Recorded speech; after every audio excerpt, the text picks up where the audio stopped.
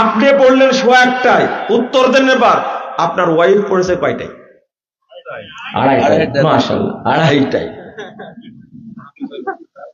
দেখছেন? আপনারা কি এটা জানেন যে সালাত দেরি করা পড়া একটা মুনাফিকের আলামত?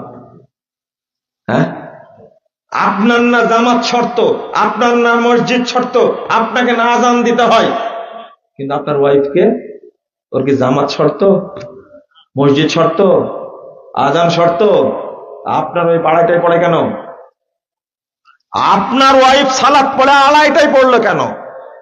ওকে কি বলতে পেরেছেন এই শোনো, 12টা 5-এ ওয়াক্ত হয়েছে, আগে সালাত তুমি পড়ে নাও, এরপরে তুমি ঝাড়ু দাও, এরপরে থালা বাসন মাজো, এরপরে রান্না করো, এরপরে তরকারি কাটো।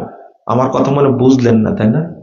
কেউ যদি না বুঝে, একজন বোন যদি বুঝে সালাত আমাকে আউয়াল ওয়াক্তে পড়তে হবে, আমি তার জন্য দোয়া করব, আল্লাহ তুমি তাকে জান্নাতে মা আয়েশা, মা খাদিজার সাথে থাকার ব্যবস্থা করে দাও।